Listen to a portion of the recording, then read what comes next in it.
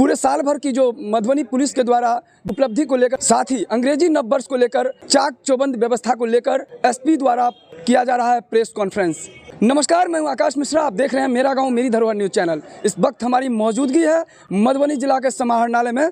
आने वाले नव वर्ष की अग्रिम शुभकामनाएं, सभी लोगों को बधाई। जिले में टोटल अभी 1 जनवरी से लेकर 15 दिसंबर तक में हम लोगों ने विभिन्न धाराओं में अलग अलग थाना क्षेत्र में लगभग 11,333 लोगों की गिरफ्तारी की है।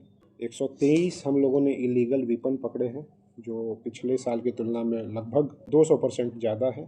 185 एमुनिशन हम लोगों ने पकड़े हैं। 6 बम भी हम लोगों ने पकड़े थे। गांजा जो है 467 केजी हम लोगों ने बरामद किया है। एनडीपीएस सब्सटेंस हम लोगों ने बॉर्डर एरिया में काफ़ी बरामद किए हैं, जो कोडीन सिरप ये सब होते हैं। बहुत भारी मात्रा में हम लोगों ने जब्त किए हैं इस साल में। 1 किलो से ज़्यादा हम लोगों ने ब्राउन शुगर की जब्ती की है, लोगों की गिरफ्तारी की है। उसमें बड़ी संख्या में लोग भी गिरफ्तार हुए जो इस गिरोह में शामिल थे। और शराब के मामले में खास करके जो शराब बेचते हैं, होम डिलीवरी करते हैं, ट्रांसपोर्टेशन करते हैं, उसमें हम लोगों ने इस बार बहुत बड़ी संख्या में गिरफ्तारी की है। 3359 लोगों की गिरफ्तारी की है। और मधुबनी ज़िले में 2023 में कुल शराब की जो बरामदगी है 2,84,853 लीटर हम लोगों ने टोटल शराब, देसी और विदेशी शराब मिला करके हम लोगों ने उसको जब्त किया है। शराब के कांडों में लगभग 1491 वाहनों को, जिसमें 2 व्हीलर, 3 व्हीलर, 4 व्हीलर और ट्रक जैसे वाहन हैं, उन सबों की भी हम लोगों ने जब्ती की है। जो मधुबनी ज़िला में हम लोगों ने 6 महीना पहले टॉप 10 अपराधियों की सूची बनाई थी, जिसको एसटीएफ के द्वारा भी उसको वेरीफाई किया गया था। उसमें हम लोगों ने सभी अपराधी को अरेस्ट कर लिया है। केवल एक अपराधी उसमें अरेस्ट नहीं हुआ, जिसका नाम कृष्ण यादव है। और अभी फिर से दोबारा हम लोगों ने नए टॉप 10 की लिस्ट बनाई है।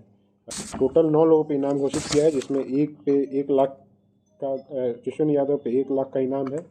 और उसके अलावा बाकी लोग 7 लोगों पे 50,000 का इनाम है और एक पे 25,000 का इनाम है। कोई भी व्यक्ति इसके बारे में सूचना दे सकता है और उनकी सूचना को गुप्त रखा जाएगा। सीसीटीएनएस जो है ऑनलाइन सारी थाना में FIR हो रही है, स्टेशन डायरी भी ऑनलाइन हो रही है। कुछ दिनों में हम लोग जो चार्जशीट है और केस डायरी भी है वो भी ऑनलाइन करने के प्रक्रियाधीन है। मधुबनी जिले में पुलिस की अचीवमेंट, उपलब्धियां बताई जा रही है, उसमें अपराध का जो है, क्राइम का जो रेशियो पिछले वर्ष की तुलना में इस वर्ष का क्या रहा है?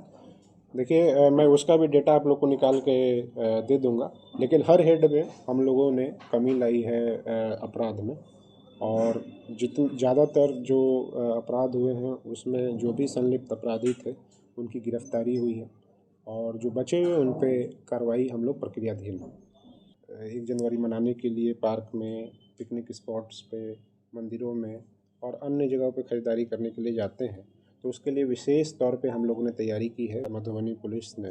तो बेसिकली हम लोगों ने सभी थाना को अपने अपने क्षेत्र में, जहाँ पे 1 तारीख को जहाँ पे ज़्यादा भीड़ होती है, खास करके वैसे पिकनिक स्पॉट और मंदिर जहाँ पे ज़्यादा भीड़ लोग आते हैं 1 तारीख मनाने के लिए, नव वर्ष मनाने के लिए, वहाँ पे उसका लिस्ट बनाने के लिए हम लोगों ने बोला है।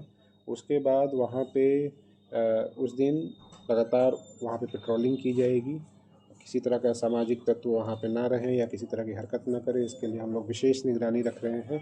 और विशेष टीम भी हमारी जो है जिले खास करके मुख्यालय में भी लगातार भ्रमणशील रहेगी, ताकि किसी तरह का कोई असामाजिक तत्व सक्रिय न रहे।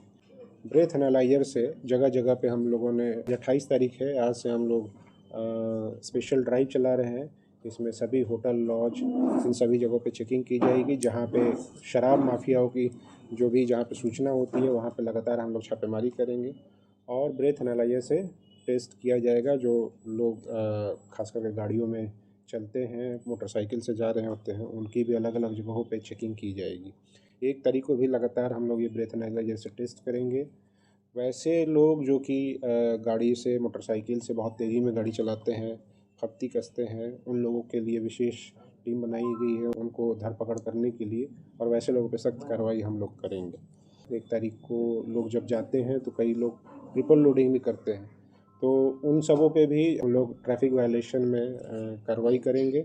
आप लोगों ने वैसे देखा भी होगा कि पिछले 10 दिनों से लगातार पूरे ज़िले में हर थाना क्षेत्र में ट्रैफिक वायलेशन पे लगातार कार्रवाई की जा रही है। प्रतिदिन 2 लाख से ज़्यादा चालान वसूल किया जा रहा है। ज़िले में एक्सीडेंट्स हो रहे हैं, उसमें काफ़ी बड़ी संख्या में टू व्हीलर में जो मोटरसाइकिल होते हैं उसको चलाने वाले हो रहे हैं। और उसमें सबसे मुख्य रीज़न जो है बिना हेलमेट के गाड़ी चलाना, तेज़ी से गाड़ी चलाना, रॉन्ग लेन में गाड़ी चलाना, ये सारी जो रीजन्स आ रही हैं। तो उस चीज़ों पे हम लोग फोकस कर रहे हैं ताकि जो एक्सीडेंट की दर हो वो ज़िले में कम हो और जो हेलमेट पहनने की दर हो वो बढ़े।